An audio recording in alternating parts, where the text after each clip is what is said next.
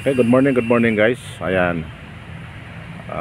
Pakita ko sa inyo guys ang isang lugar ng himlayan dito sa Davao City, ang Orchard, no? Orchard Cemetery, private cemetery. Ayan, no? Dito ko guys upang bisitahin ang ina ko na dito nailibing kasama ang kanyang bayaw or aking tiyahin. So itong itsura ng Orchard guys, no? Private cemetery, Orchard Private Cemetery. Ayan, o. Ganun lang kalapa dito. Makita ninyo yung building na puti yan guys. Ayan, o. Yan ang opisina nila. Ayan, o. Sa likod na yan, o. Ayan, opisina nila guys. Ayan. Yung coral na green. Ayan, o. Yun yung boundary ng kanilang parke ng mga libingan. Ayan, makita natin sa likod niya ng mga sasakyan, no? Highway na yan guys, kasada na yan. So yung mga naka-fence na green, yun lang ang sakop ng cemetery na to, no? Ayan, ayan yung mga puti. Andyan, isa yan sa mga museum, no? Mga mayayaman. Parang ginawan talaga na ng bahay para pag panahon ng bisitahan. Ayan, dyan sila, no? Lahat kasya sila dyan, mga pamilya na siyempre may pera.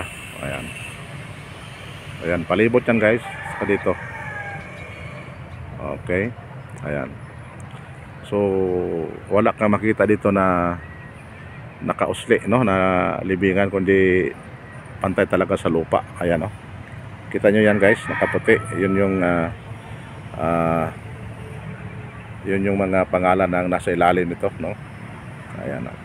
At isa na rito guys yung yung ina ko na dinalaw ko ngayon, bisita ko ngayon. Ayan yung mama ko. Ayan.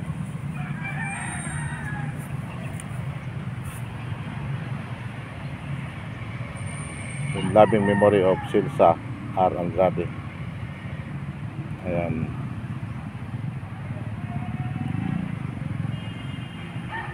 July 28, 1941. So namatay siya noong October 21, 2013. No? Your memories remain in our hearts forever, Mama. From your loving family.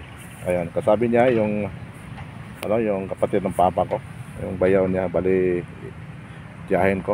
Ayan, potensya na si Andrade, so Quezon Andrade.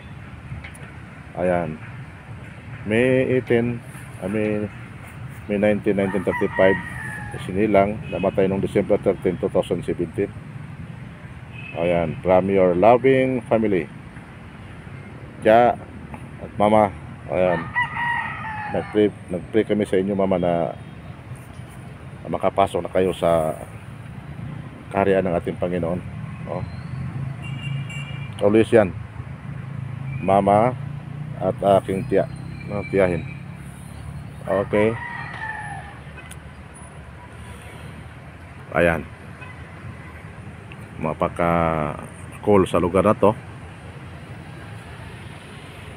May tao lang dito pagka November 1 at 2, no? Yung araw ng mga kaluluwa. Ayan. Okay. Hanggang dito na lang tayo guys. Salamat sa pagsama sa akin. God bless us all. Salamat din sa inyong panonood. Bye bye.